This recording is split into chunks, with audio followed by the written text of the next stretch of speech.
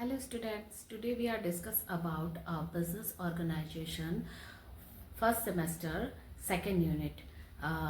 consideration of establishing a new business। किसी भी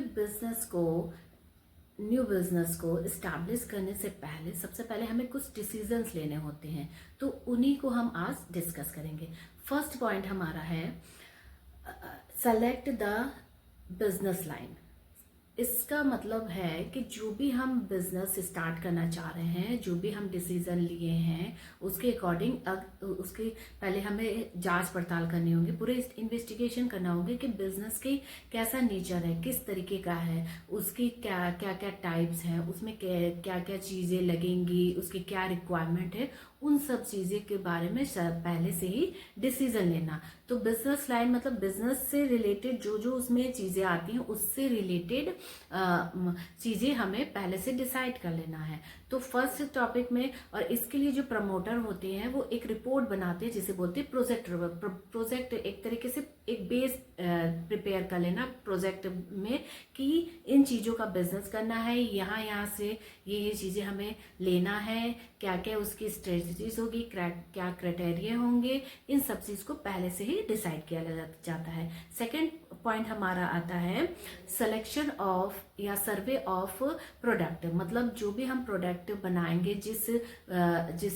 जिस प्रोडक्ट का हम बिजनेस स्टार्ट करना चाह रहे हैं, उसके बारे में पूरा उससे रिलेटेड सर्वे कर लेना, उसका पूरा एनालिसिस करने लेना कि वो प्रोडक्ट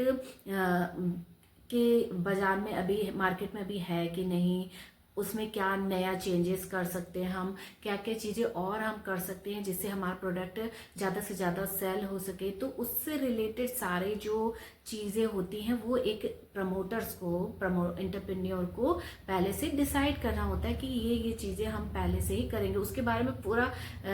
फॉरकास्ट कर लेना कि हाँ, ये जांच पड़ताल करके कि ये प्रोडक्ट की क्या इन फ्यूचर डिमांड होगी, इन चीज़ों को पहले से ही डिसाइड कर लेना, तभी एक न्यू बिजनेस को एस्टैब्लिश किया जाना चाहिए।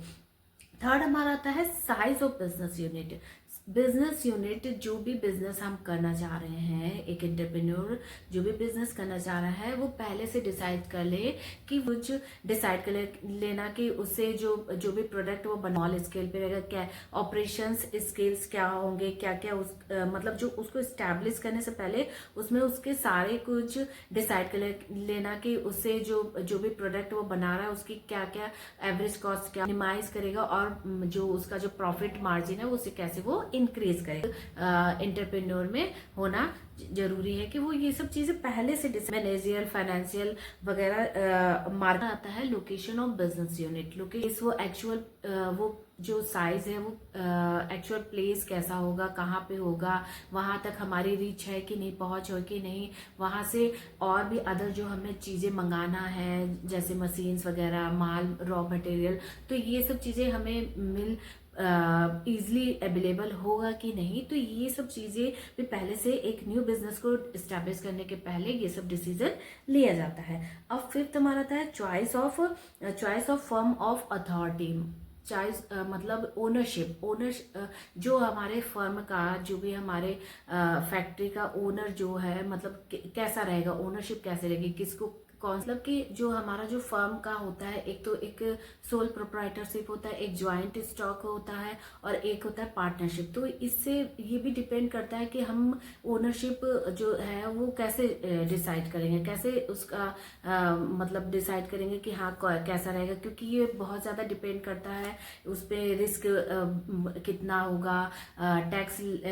बर्डन क्या है, ये सब चीज़ें जो है, और चीज़ों को मंगाने के लिए कौन कौन सी चीज़ों को यूज करना है, तो ये जो है उसके क्या रिस्क एंड लायबिलिटी की क्या डिग्री होगी, इन चीज़ों को ध्यान में रखकर हम जो एंटरप्रेन्योर है वो फॉर्म को चूज करेगा कि वो किस तरीके का फॉर्म, इसकी फाइनेंस का अरेंजमेंट किस तरीके से करना है, शॉर्ट टर्म और लॉन्ग टर्म क्या वर्किंग कैपिटल क्या होगी, और किन किन चीज़ों से हम कैपिटल ऑर्गेनाइज ऑर्गेनाइज करेंगे, कैसे उसका अरेंजमेंट करेंगे, एम्प्लॉयज़ की जो जॉब और सैलरीज, जो अगर जो भी एम्प्लॉयज़ उसमें वर्क के लिए हम अपॉइंट कर रहे हैं तो उनको क्या सैलरी दी जाएगी, ये सब कुछ, और कहाँ से माल आएगा, कैसे आएगा, उस ये सब कुछ जो है फंड से रिलेटेड, जो फर्नीचर कैसे यूज होगा, किस तरीके से, अगर डेबिट पे होगा कि क्रेडिट पे होगा, कैश पे होगा, तो ये सब कुछ पहले से डिस्कशन कर लिया जाता है कि बिजनेस अच्छे से हम जो बिजनेस को इस्टेब्लिश करना चाह रहा है एंटरप्रेन्योर, वो उसे अच्छे से इन सब चीज़ों को डिस्कशन करके डिसीजन लेके इन सब चीज़ों का, तभी वो न्यू बिजनेस स्टार्ट कर सकता है, न्यू बिजनेस इस्टेब्लिश कर सकता है। नेक्स्ट पॉइंट हमारा आता है plant layout. Plant layout is the arrangement of A machine और इक्विपमेंट। जैसे कि जो प्लांट हम लगा रहे हैं तो उसमें कैसे मशीन को अरेंजमेंट करना है, क्या क्या उससे रिलेटेड इक्विपमेंट यूज करने हैं, उसमें हैंडलिंग मटेरियल का यूज करेंगे कि मैन्युफैक्चरिंग प्रोसेस का क्या होगा, उसे कैसे और इफेक्टिव बना सकते हैं मैन्युफैक्चरिंग को, तो उसकी को इसमें इंक्लूड किया जाता है प्लांट लेआउट में। एडमिनिस्ट्रेटिव्स और मटेरियल को कैसे यूज करना है, क्या उसका इफेक्ट क्या पड़ेगा, इन चीजों को देखा जाता है। नेक्स्ट पॉइंट हमारा आता है इंटरनल ऑर्गेनाइजेशन। इंटरनल ऑर्गेनाइजेशन में क्या है कि जो हमारे जो एम्प्लॉय है वो कैसे इन सब चीज़ों को मैनेज करेगा, ऑर्गेनाइजेशन में कैसे इंटरनल